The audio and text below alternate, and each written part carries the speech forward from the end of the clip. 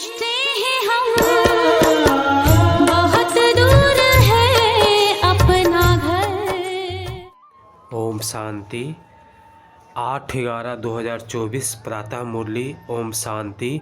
बाप दादा मधुबन।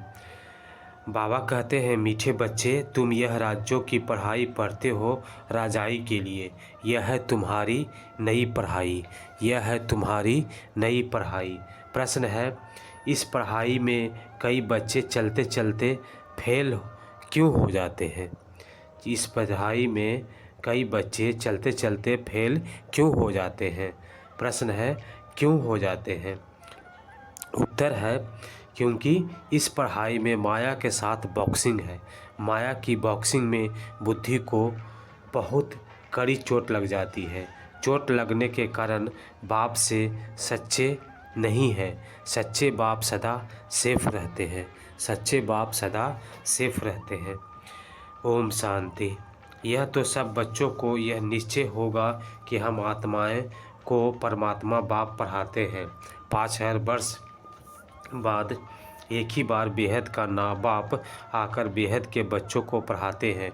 कोई नया आदमी यह बात सुने तो समझ न सके। कोई नया आदमी यह बात सुने तो समझ न सके। रूहानी बाप रूहानी बच्चों को क्या होते हैं, बच्चों को पढ़ाते हैं। कोई नया आदमी हो तो इस बात को समझ न सके। रूहानी बाप रूहानी बच्चे क्या होते हैं यह भी समझ नहीं सकेंगे। तुम बच्चे जानते हो, हम सभी ब्रदर्स हैं। वह हमारा बाप भी है, टीचर भी है, सुप्रीम गुरु भी है। तुम बच्चों को यह ज़रूर ऑटोमेटिकली याद रहेगा। यहाँ बैठे समझते होंगे, सभी आत्माओं का एक ही रूहानी बाप है। सभी आत्माओं उसको ही याद करती है। कोई भी धर्म का हो, सभी मनुष्य मात्र याद ज़रूर करते हैं। बाप ने समझाया है, आत्मा तो सब में है ना। अब बाप कहते हैं, देह के सब संबंध सब धर्म को छोड़ अपने को आत्मा समझो। अभी तुम आत्मा यहाँ पाठ बजा रही हो।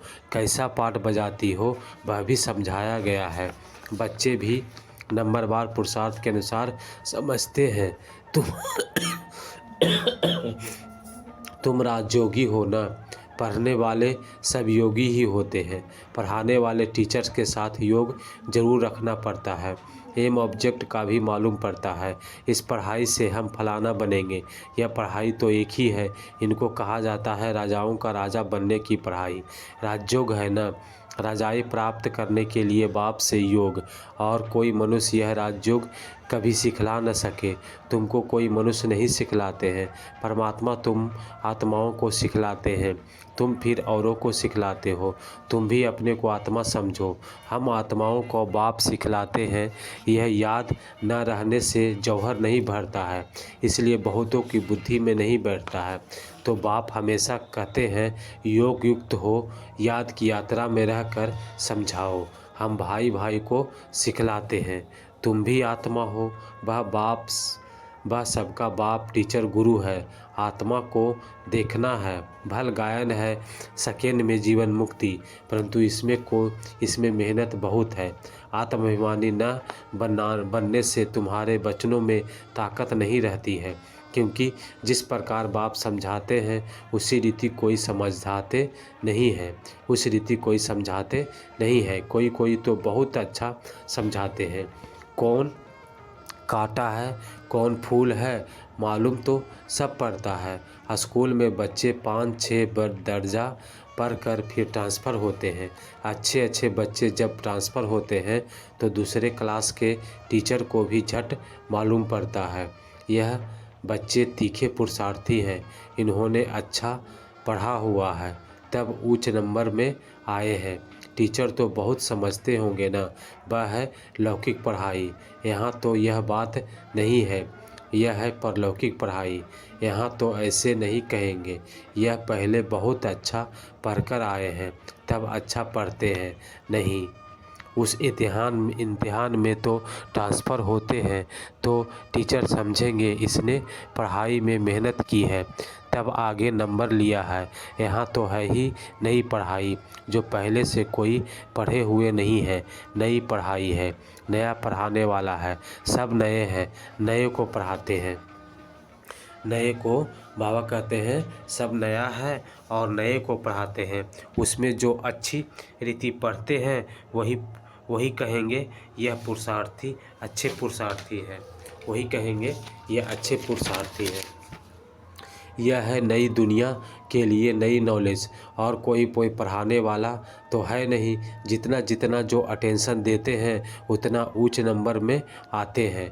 कोई तो बहुत मीठे आज्ञाकारी होते हैं, देखने से पता पड़ता है यह पढ़ाने वाला बहुत अच्छा है, इनमें कोई अवगुण नहीं है।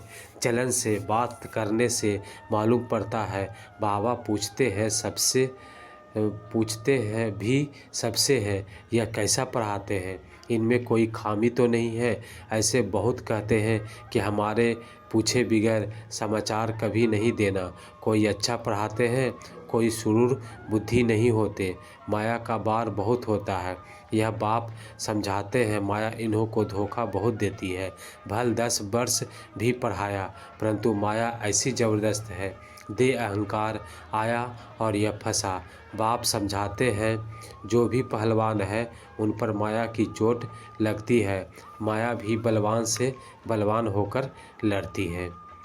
तुम समझते होगे कि बाबा ने जिसमें प्रवेश किया यह नंबर 1 है, फिर नंबर वार तो बहुत है ना। बाबा मिसाल करके 1-2 का देते हैं, होते तो नंबर वार बहुत है। जैसे दिल्ली में गीता बच्ची बहुत होशियार है और वह बड़ी मीठी है। बाबा हमेशा कहते हैं गीता तो सच्ची गीता है। मनुष्य वह गीता पढ़ाते हैं परंतु यह समझते नहीं कि भगवान ने कैसे राजयोग सिखलाकर राजाओं का राजा बनाया था। बरोबर सतयुग था तो एक ही धर्म था। कल की बात है। बाप कहते हैं कल तुमको इतना साहूकार बनाया गया, तुम पद्म भाग्यशाली थे, अब तुम क्या बन गए हो। तुम फील करते हो ना। उन गीता सुनाने वालों से कोई को फीलिंग आती है क्या? जरा भी नहीं समझते। उस श्रीमद् भागवत गीता ही गाई जाती है। वह तो गीता किताब बैठ पढ़ते और सुनाते हैं। बाप तो किताब नहीं पढ़ते। फ़र्क तो है ना। उनकी याद की यात्रा तो है ही नहीं, वह तो नीचे गिरते ही रहते हैं। सर्वव्यापी के ज्ञान से सब देखो कैसे बन गए हैं। तुम जानते हो कल्प ऐसे ही होगा। बाप कहते हैं तुमको सिखलाकर विषय सागर से पार कर देते हैं। कितना फ़र्क है। शास्त्र पढ़ना तो भक्ति मार्ग हुआ ना। बाप कहते हैं यह पढ़ने से मेरे में कोई नहीं मिलते। वह समझते हैं कोई भी तरफ जाओ पहुंचना तो सबको एक ही जगह है। कभी कहते हैं भगवान किस रूप में आकर पढ़ाएंगे। जब बाप ने आकर पढ़ाना है तो फिर क्या पढ़ाते हो। बाप समझाते हैं गीता में आटे में नमक मिसल कोई राइट अक्षर है जिससे तुम पकड़ सकते हो। सतयुग में तो कोई भी शास्त्र आदि होते ही नहीं। यह है ही भक्ति मार्ग के शास्त्र तो ऐसे नहीं कहेंगे कि यह अनादि है, शुरू में चले आते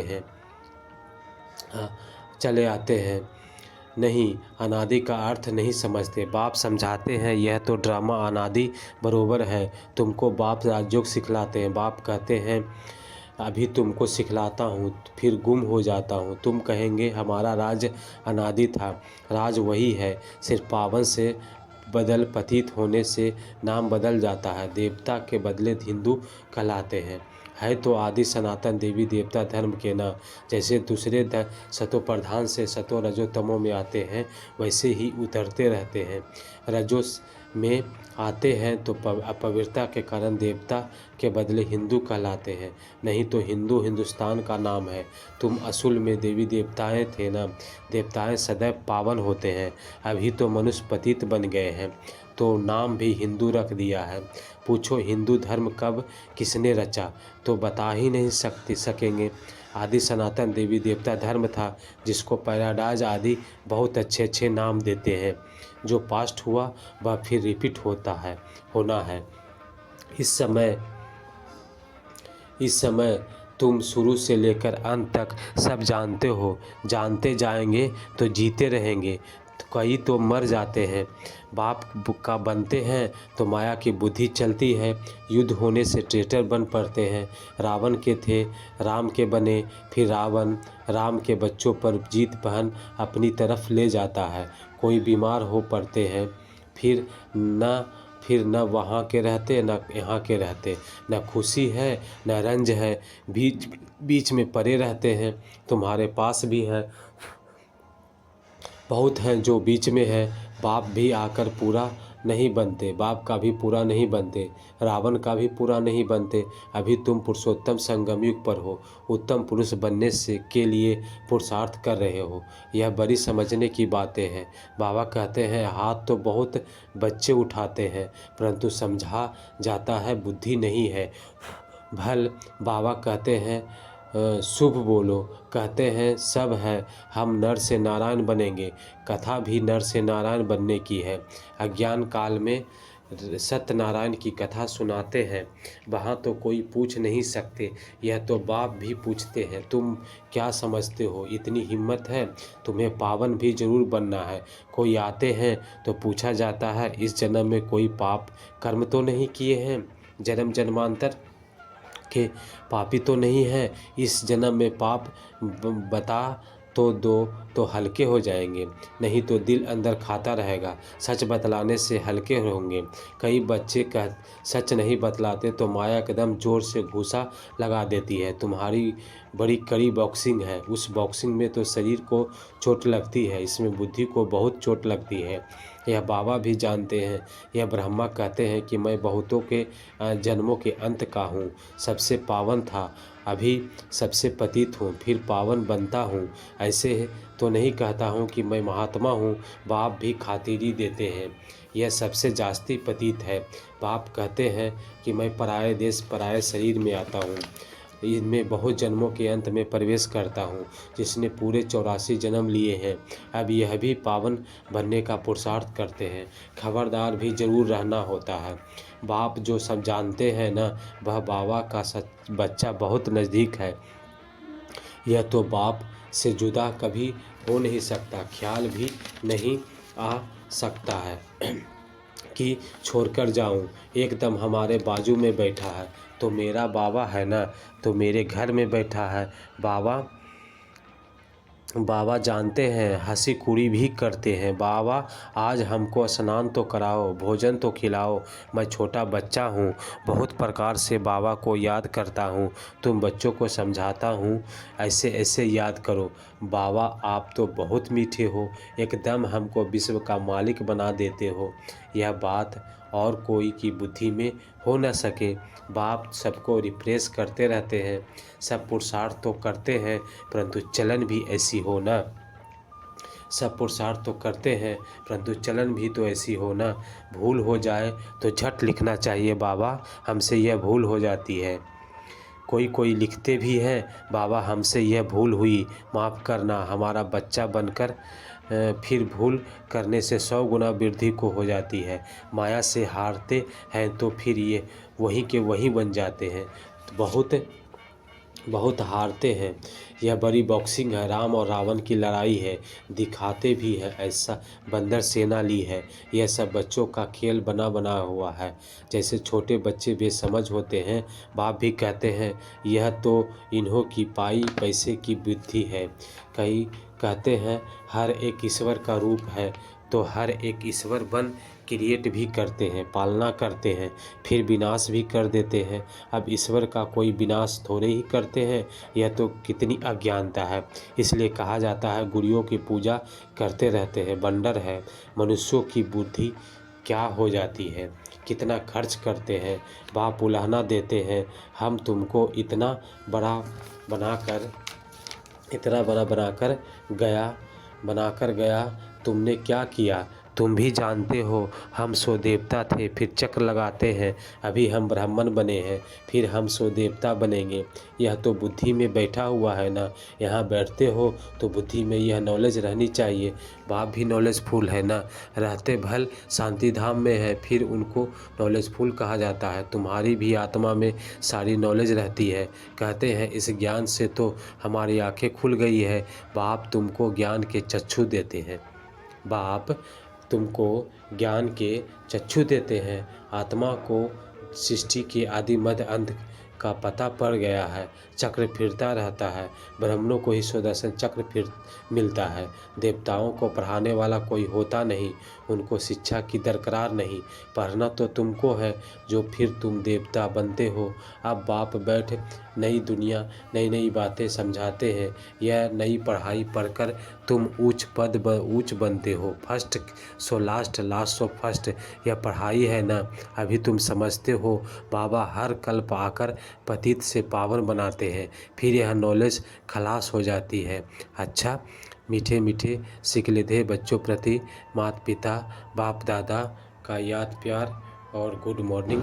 रूहानी बाप की रूहानी बच्चों को नमस्ते, रूहानी बच्चों की रूहानी बाप को नमस्ते नमस्ते नमस्ते। धारणा के लिए मुख्य सार है। बाबा कहते हैं पहली पॉइंट है, बहुत बहुत आज्ञाकारी मीठा होकर चलना है। देह अहंकार में नहीं आना है। देह अहंकार में नहीं आना है। बाप का बच्चा बनकर फिर कोई भूल नहीं करनी है। बाप का बच्चा बनकर फिर कोई भूल नहीं करनी है। माया की बॉक्सिंग में बहुत बहुत खबरदार रहना है। माया की बॉक्सिंग में बहुत बहुत खबरदार रहना है। दूसरी पॉइंट है, अपने वचनों वाक्यों में ताकत भरने के लिए आत्माभिमानी रहने का अभ्यास करना है। अपने वचनों वाक्यों में ताकत भरने के लिए आत्माभिमानी रहने का अभ्यास करना है। और स्मृति रहे बाप का सिखलाया हुआ हम सुना रहे हैं तो उसमें जौहर भरेगा। बाप का सिखलाया हुआ हम सुना रहे हैं तो उसमें जौहर भरेगा। ओम शांति। और वरदान है, इसके बाद वरदान है, अविनाशी नशे में रह रूहानी मज़े और मौज का अनुभव करने वाले ब्राह्मण सो फरिश्ता भव। अविनाशी नशे में रह रूहानी मज़े और मौज का अनुभव करने वाले ब्राह्मण सो फरिश्ता भव। वरदान का डिटेल है, आप ब्राह्मण सो फरिश्ता देवताओं से भी ऊंचे हो। देवताई जीवन में बाप का ज्ञान इमर्ज नहीं होगा, परमात्म मिलन का अनुभव भी नहीं होगा। इसलिए अभी सदा यह नशा रहे कि हम देवताओं से भी ऊंच ब्राह्मण सो फरिश्ता हैं। हम देवताओं से भी ऊंच ब्राह्मण सो फरिश्ता है। यह अविनाशी नशा ही रूहानी मज़े और मौज का अनुभव कराने वाला है। यह अविनाशी नशा ही रूहानी मज़े और मौज का अनुभव कराने वाला है। अगर नशा सदा नहीं रहेगा तो कभी मज़े में रहेंगे।